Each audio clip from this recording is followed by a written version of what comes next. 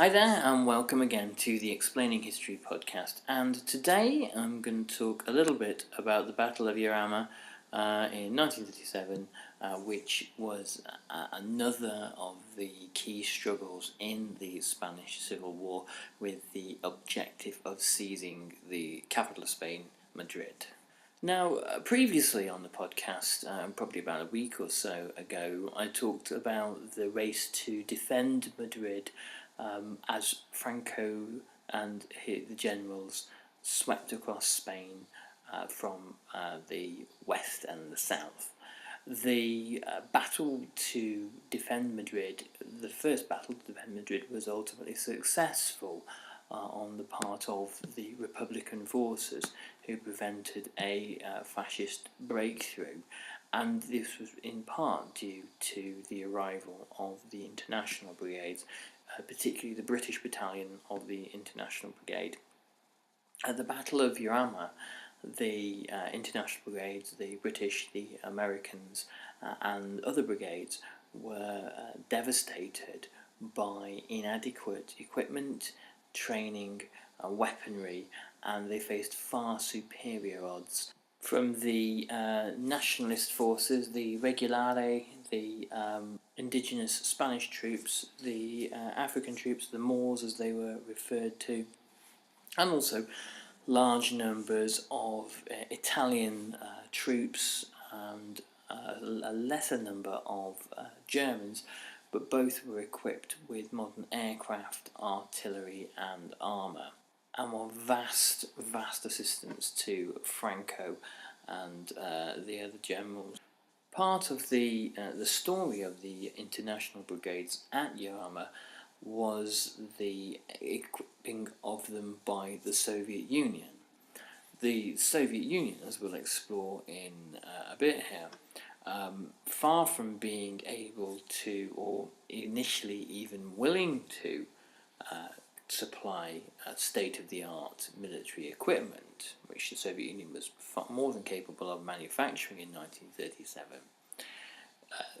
Rifles and other items of equipment were arrived in an ad hoc and piecemeal manner, and when they did, some were at least 50 years old. They were often rusted. They came from a variety of sources. Some had been seized from the Austro-Hungarian Empire during the First World War. Some had been seized from the Ottoman Empire during the Russo-Turkish War of 1876 to 78, and had been mouldering in warehouses all the way through the Russian Revolution, the Russian Civil War, and into the Stalinist era. So they were essentially good for nothing. Some of them fired 11mm bullets, which were virtually impossible to come by. A gauge of bullet which had been rendered almost obsolete. And they were accompanied by often pre-World War I Maxim-style machine guns, but actually nothing as effective as a Maxim machine gun. There were former military men among the international brigades. George Orwell was, having not been a military man, when he fought with the POUM, the anarchists. He had been a policeman in Burma and knew how to use the sidearm, and he looked briefly at these the collection of weapons that were presented when they came in crates, and rolled his eyes in despair. In part, this was the Soviets clearing out the junk in their warehouses. Voroshilov, the defense minister, thought it was a rather great dumping ground for useless Soviet equipment, which does make you wonder what the motivations for assembling the international brigades were in the first place. The international brigades were, as we discussed previously, really the invention of Comintern.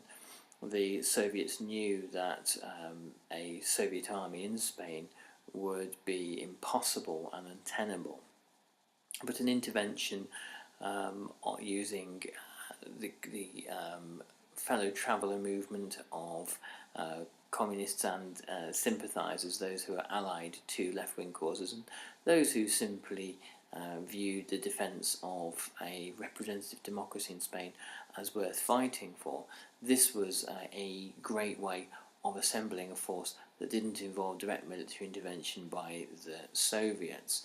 So the fact that they were so poorly equipped does raise certain interesting question marks. It might possibly have been that Stalin imagined that the Republic would be able to equip this volunteer force. However, Stalin was well aware of the blockade, and he was well aware of the fact that arms were embargoed to the Republic, and the fact that Hitler and Mussolini both were breaking this embargo to help the Nationalists. So that one doesn't stand up to close scrutiny. So why assemble the manpower without the equipment? Well, it's entirely possible. One thesis is that Stalin didn't really want the Republic to win the Civil War. He didn't want Hitler and his allies in the guise of Franco to win it either. Instead, a long and bloody stalemate that would take attention, the kind of the attention and preoccupation of all of Europe to Spain was the ideal outcome, creating essentially a Vietnam in Spain for Hitler to be dragged into. This was perhaps what Stalin really sought to achieve, because Stalin was under no illusions. Even though the international brigades were heavily policed by Stalinists, there was virtually no chance of there being a Stalinist puppet government in the Spanish Republic should the Republic be victorious. Instead, you might wind up with something far worse in Stalin's eyes, a social democratic popular front government where the communists were unable to get a foothold or to fully control it, and instead all manner of social democrats who in Stalin's eyes were often more dangerous and suspicious than fascists could ever be. So creating a republic like that, or propping up a republic like that in Spain, was not exactly what Stalin wanted either.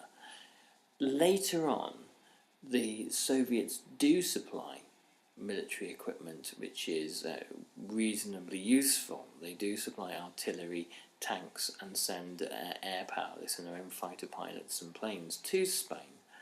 So again, the question here is that was this to do with Stalin's malfeasance and cunning, or is the fact that a poor quality of arms was sent to Spain initially, later followed by reasonably good quality stuff, does it tell you more about the kind of the picture of the Soviet Union that Sheila Fitzpatrick paints in her book Everyday Stalinism, which is one where utopian ideology meets everyday incompetence, graft, corruption, disorganisation, and general chaos. A chaotic country that Stalinism hasn't really done very much on a grassroots level to turn into a modern and efficient society. I think that's possibly the real answer here, that inevitably the Soviet Union was in the habit of exporting its own chaotic practices. And if you look at the way in which the Soviet armies were routed in 1941, and the poorly equipped and terrified, poorly led, demoralised Soviet armies, it seems hardly surprising that the Soviet Union would have created a volunteer force overseas which responded or was treated in roughly the same way, the same amount of disdain, disinterest, and overall chaos. When Franco had originally failed, well, not so much Franco as his general subordinate Emilio Mola, who had placed Madrid under siege, when the siege had failed and it was been impossible to simply storm into the city, it was too well defended by the Republic and the international brigades between them, Franco had decided that the only other strategy was to encircle the city and to starve it out. So the Jarama River was very important in this regard. It flowed about 11 kilometres south of the city, and it was essential to cross from the west bank to the east and then seize the Madrid-Valencia highway, which would have cut Madrid off completely. In his book Spain in Our Hearts, Adam Hochschild describes the nationalist troops. He says, "The majority of the attackers would be Moors and Spanish foreign legionnaires, the two much feared groups that formed the core of the nationalist army. Although the Moors were demonised by the Republicans, they were themselves victims of extreme privation, almost entirely illiterate, with few prospects of employment. They'd been drawn to the army from impoverished Moroccan villages in a time of severe drought by a hefty enlistment bonus of cash and food that promised survival for their families. The Foreign Legion was famous for its battle cry, Viva la muerte, or Long Live Death, and its brutal discipline. All officers and sergeants carried a small whip, and if a commander deemed a soldier disobedient or cowardly, he had the right to execute him on the spot. The attacking nationalist troops would be equipped with the latest German arms, including the 88mm artillery pieces. This extremely accurate gun, originally developed as an anti-aircraft weapon, was being used in battle for the first time in Spain. The nationalists and their Nazi allies would quickly learn that with the proper shells it could be just as effective for long-range bombardment or penetrating the armour of tanks. Firing 15 to 20 high-velocity rounds per minute, it would become the most famous artillery piece of the Second World War, a versatile weapon that Allied soldiers dreaded. The Spanish Civil War was turning out to be a superb laboratory for Hitler. The attack began on February the 6th, 1937, and the Nationalists mauled the Republican side, killing and wounding over 1,000 soldiers within the first couple of days. They came very close to the Madrid-Valencia road.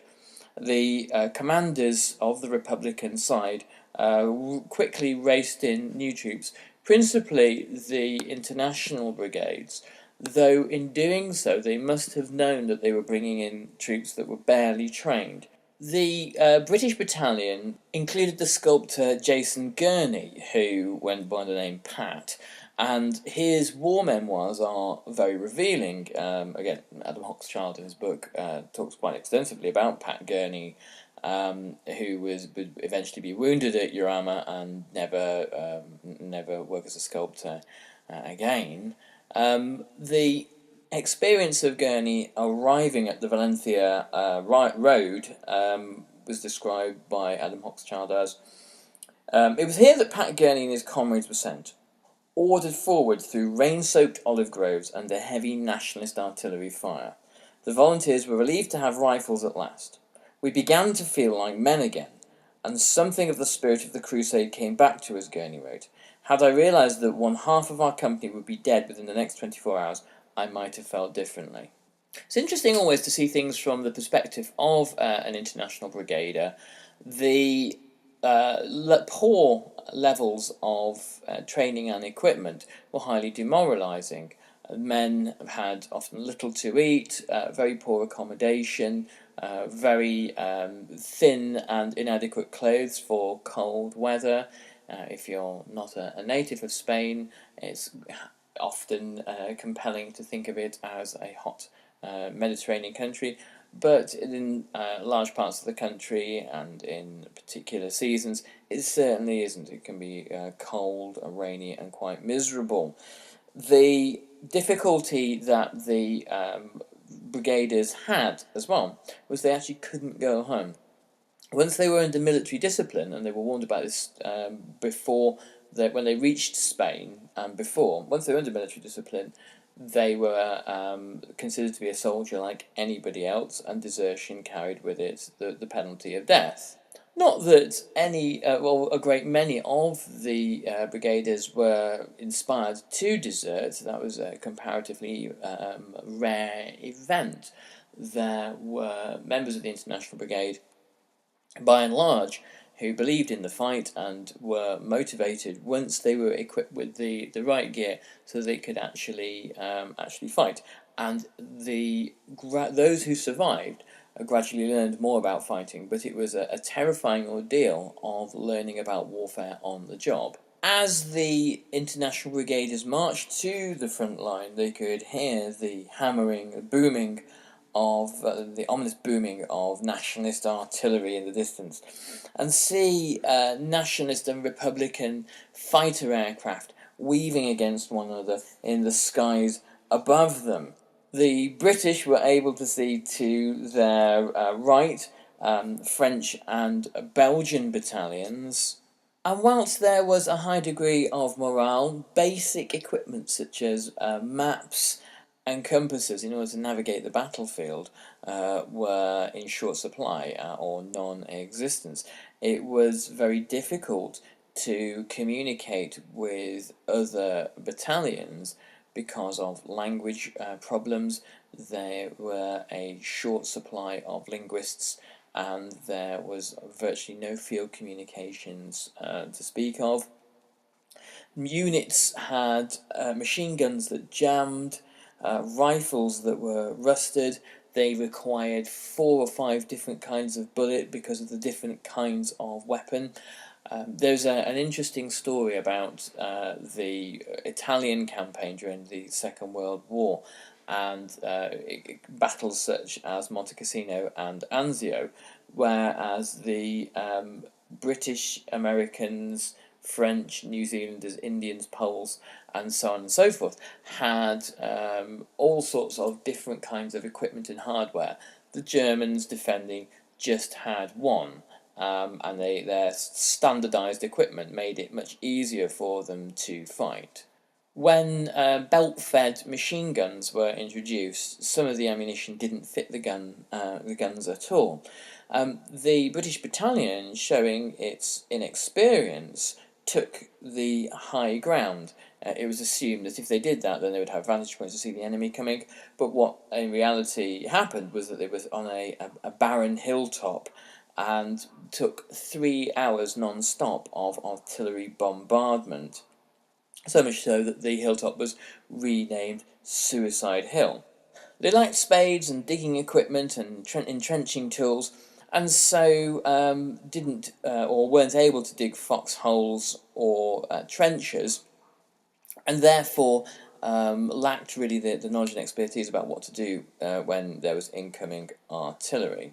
Gurney wrote about the advancing Moors in his memoirs. He said, "It was terrifying to watch the uncanny ability of the Moorish infantry to exploit the slightest fold in the ground which could be used for cover. It was a formidable opposition to be faced by a coalition of city-bred young men with no experience of war, no idea of how to find cover on an open hillside, and no competence as marksmen."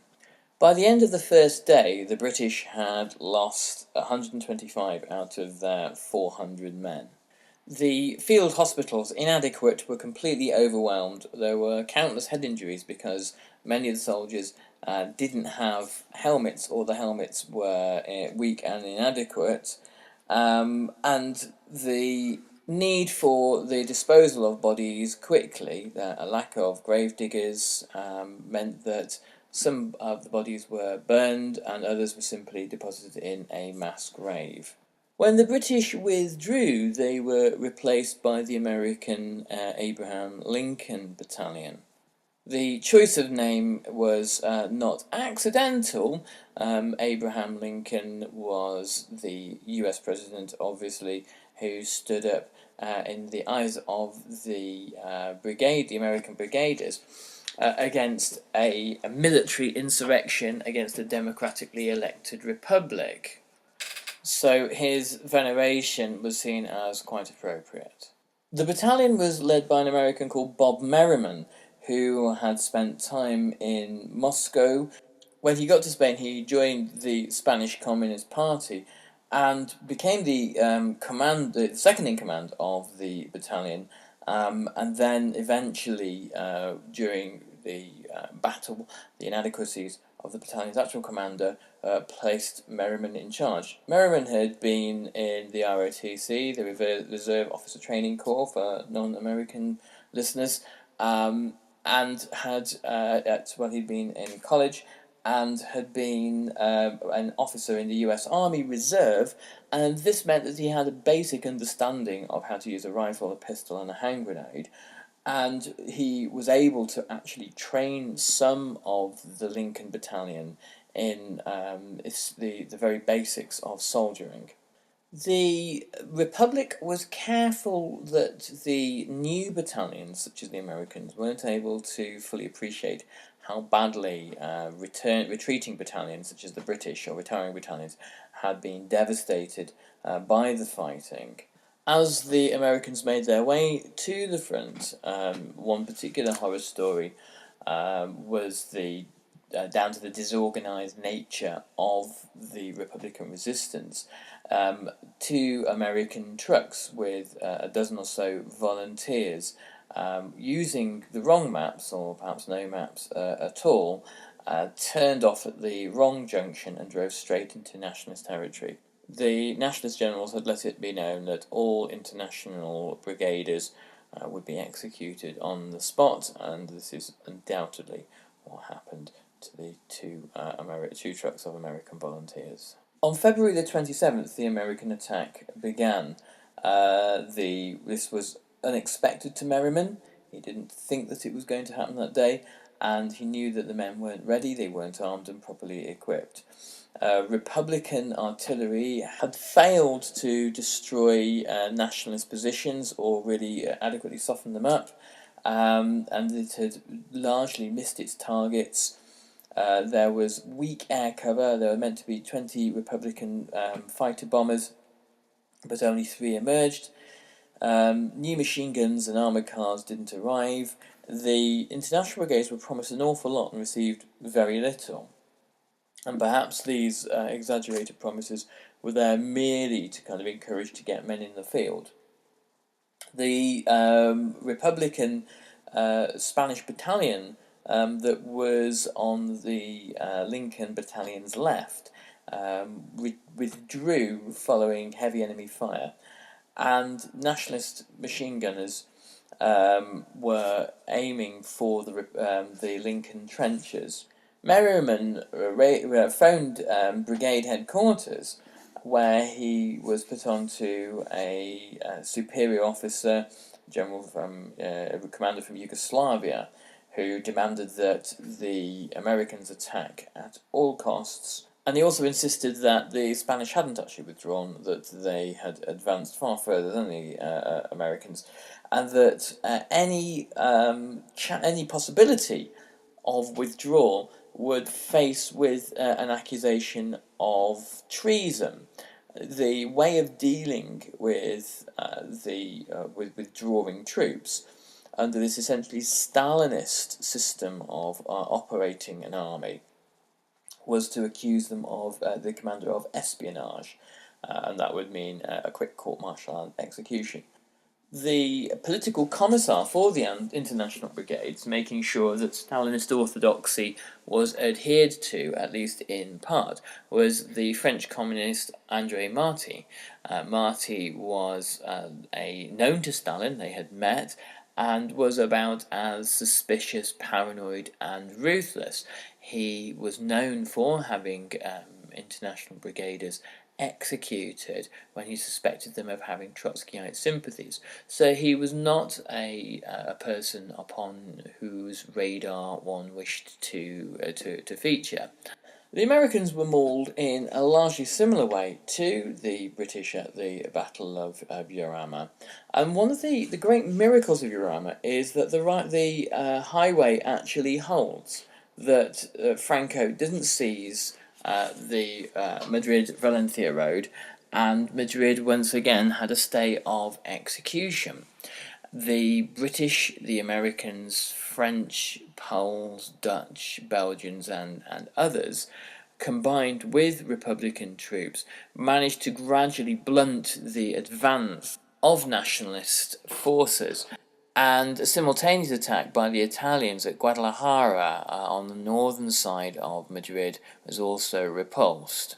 This was achieved with a terrific loss of life, and following Jarama, the equipment for the international brigades gradually improves, but it was the first brigadiers to go into, or brigaders to go into battle, that really sacrificed themselves and did the kind of the hard fighting with poor equipment and with inadequate training, and to lay the groundwork for the brigade fights for the following year, well, the rest of 1937 and 1938. Anyway, I hope you found this useful, and I'll catch you on the next Explaining History podcast. Bye-bye.